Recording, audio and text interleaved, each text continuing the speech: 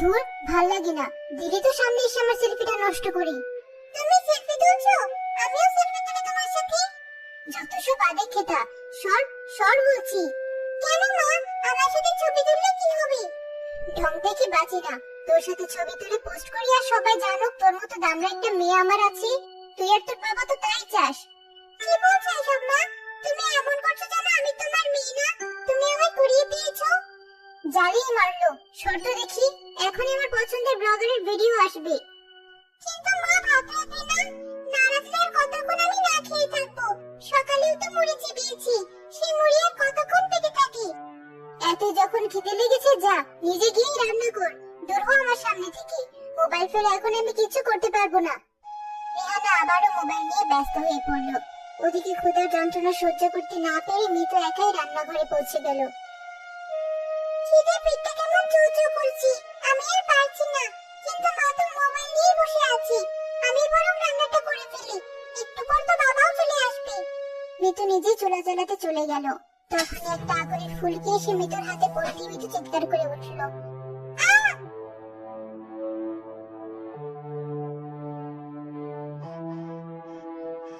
কি মা, তুই এখানে কি করছিস?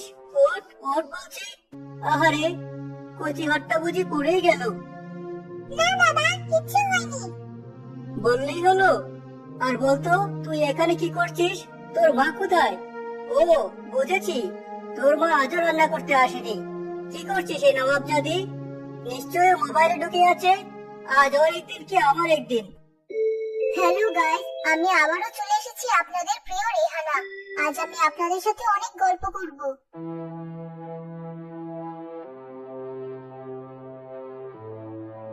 এসব কি হচ্ছে শুনি? বন্ধ করো, বন্ধ করো এসব। এই কি, তুমি আমার মোবাইল কেড়ে নিলে কেন? দাও দাও আমার মোবাইল। না, এটা আমি তোমাকে কিছুতেই দেবো না। এই মোবাইলই হয়েছে যত নষ্টের গোড়া। আজই আমি এটা ভেঙে ফেলবো। খবরদার তুমি আমার মোবাইলে হাত দেবে না। নতুন কেনার ক্ষমতা নেই, উনি এসেছে আমার মোবাইল ভাঙতে। দাও দাও বলছি। বাবা, আমার মোবাইলটা ফিরিয়ে দাও। চুপ, একদম চুপ। নিজেও যেমন, মেয়েটাকেও তেমনই বানাতে চাচ্ছে। শুনি বেলা কত হয়েছে, ভাত রাখবে না? রাখবো না? তুমি আমাকে জিজ্ঞাসা করে রেখেছো নাকি রোজ রোজ আমাকেই রাখতে হবে? কেন? আমার ফেসবুকের বন্ধুরা তো রোজ রোজ রান্না করে না, মাঝে মাঝে বাইরে থেকেও খাবার আনে। কি কি বললে? কিসের বন্ধুরা? ওসব তুমি বুঝবে না।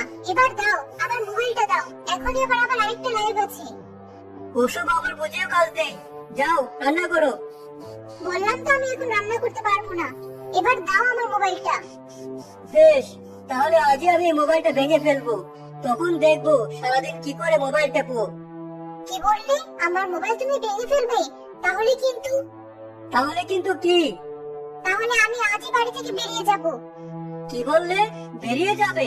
তোমার এত বড় সাহস! বেশ, বেরিয়ে যাও আমার বাড়ি থেকে। না বাবা, তুমি মাকে তাড়িয়ে দিও না। আমি না হয় একদিন না খেয়ে থাকবো। খেয়ে খেয়ে যে শরীর বানিয়েছিস, একদিন না খেলে কিচ্ছু হবে না। ছি ছি ছি রানা, মোবাইল টিপে টিপে তোমার এত অধপতন হয়েছে? নিজের পেটের মেয়েকে কথা বলছো? যা সত্যি তাই বলছি। দাও আমার মোবাইলটা দাও। আর এত যখন বাবা মেয়ের ক্ষুধা লেগেছে, নিজেরাই রান্না করে ফেলো।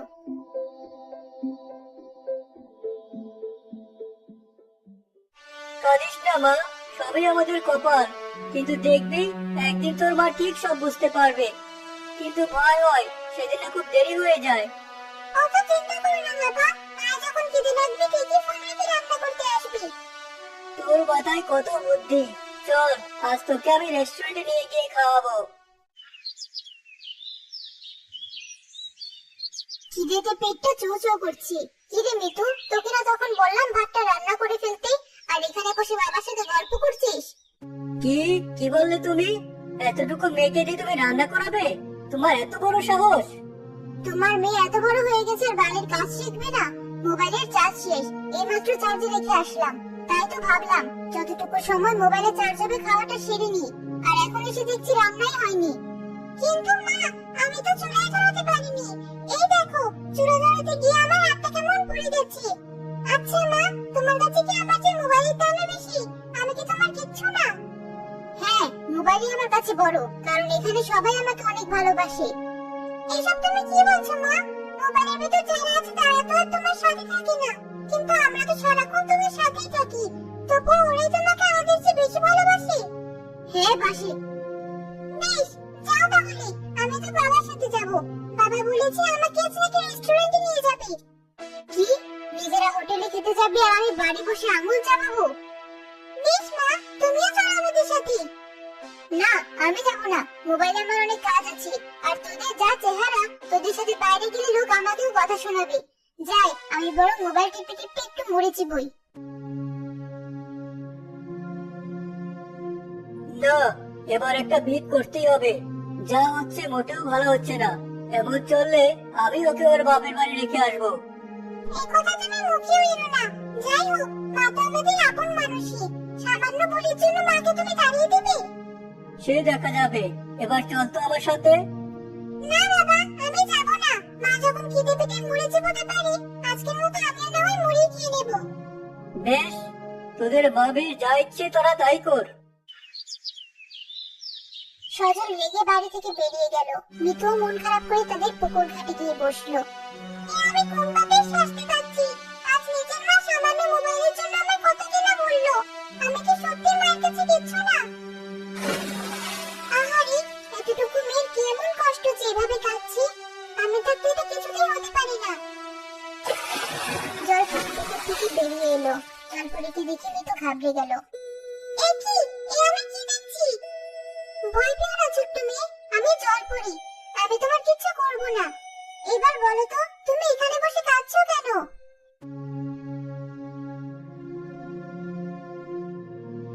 এ তো ভারী নির্দয় কথা।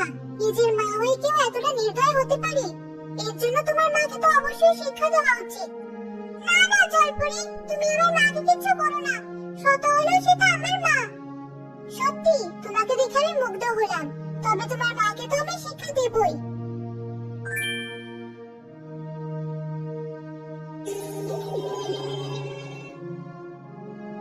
যা করার করে দিয়েছি। এবার বাড়ি ফিরে যাও। দেখবে উপরওয়ালা সব ঠিক করে দেবে।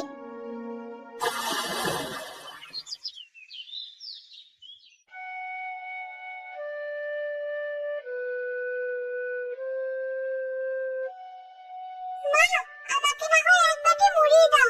আমি যে না খেয়ে থাকতে পারছি না। জ্বালাস না তো, দূর হ এখান থেকে। দেখছিস না আমি মোবাইল টিপছি? ওরে বাবারে, কে কোথায় আছো? বাঁচাও, বাঁচাও আমায়। কি হলো মা, চেঁচাচ্ছ কেন? দেখছিস না আমার হাতের মোবাইলটা কেমন সাপ হয়ে গেল? মা, এ কি করলে তুমি? নিজের মোবাইলটা নিজেই ভেঙে ফেললে? রেহানা মাঠের দিকে তাকিয়ে দেখলো তার মোবাইলটা ভেঙে গুঁড়ো গুঁড়ো হয়ে গেছে। এ কি? এটা আবার মোবাইল হলো কি করে? আমি তো দেখলাম ওটা একটা সাপ। কি জাদু বলছো মা? আমার মনে হয় আমার মতো তোমারও ক্ষুধা লেগেছে, তাই তো আবল তাবল বকছো। দাঁড়াও, আমি এক্ষুনি তোমার জন্য মুড়ি নিয়ে আসছি। এই নাও মা, এগুলো খেয়ে নাও। দেখবে তোমার ভালো লাগবে। যত সব ন্যাকামো। আমার মোবাইলটা ভেঙে গেছে দেখে তো খুব খুশি হচ্ছিস মনে মনে। দাঁড়া, আজ আসুক তোর বাবা। এর চেয়ে ভালো একটা মোবাইল ওকে দিয়ে কেনাবো।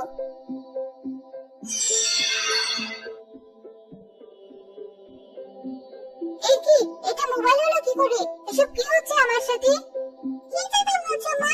মোবাইল কেটে কেটে তোমার মাথাটা একদম গেছে, তাই তো মুড়ি দেখে মোবাইল মনে করছো। এটা মুড়ি? আমার না তোর মাথা গেছে। এই মোবাইল আমায় কেটে দিয়েছিস? তোর এত বড় সাহস! এখানে মোবাইলের বাড়িটা ছুঁড়ে মারতেই সে করে মুড়ি হয়ে মাটিতে পড়ে গেল। এ কি? কি হচ্ছে সব আমার সাথে? না না, আমি কি তবে পাগল হয়ে যাচ্ছি? এই কি মা, তুমি কাঁদছো কেন? আচ্ছা মা, তুমি ভেবো না, আমি এক্ষুনি তোমার জন্য আবার মুড়ি নিয়ে আসছি।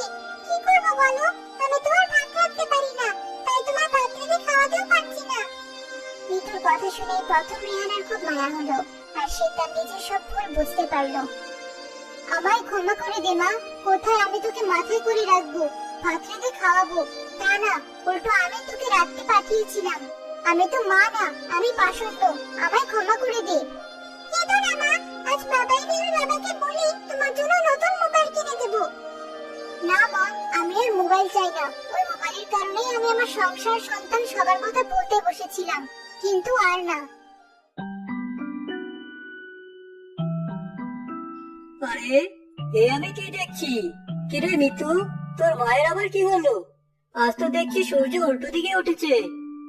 আমায় আর লজ্জা দিও না। আমি যে পাপ করেছি, উপরওয়ালা আমায় সেই শাস্তি দিয়েছেন। তাই তো আমি খাবার খেতে গেলেও সেটা মোবাইলে পরিণত হয়েছে। আর যাই হোক, মোবাইলকে তো আর পেট ভরে না। বাবা, তুমি না বলেছিলে আজ আমাদের রেস্টুরেন্টে নিয়ে যাবে? চলো মা, আজ আমরা তিনজন হোটেলে খেতে যাব। না মা, আমি থাকতে হোটেলে কেন যাব? তোরা বস, আমি এক্ষুনি রান্না করে আনছি। আমায় তুমি ক্ষমা করে দাও। তোমাকে ক্ষমা চাইতে হবে না রেহানা। তুমি যে নিজের ভুল বুঝতে পেরেছো, আমি এতেই খুশি। মিতু তার বাবা ও মাকে জড়িয়ে ধরলো। রিহানা নিজের ভুল বুঝতে পেরে নিজেকে শুধরে নিল।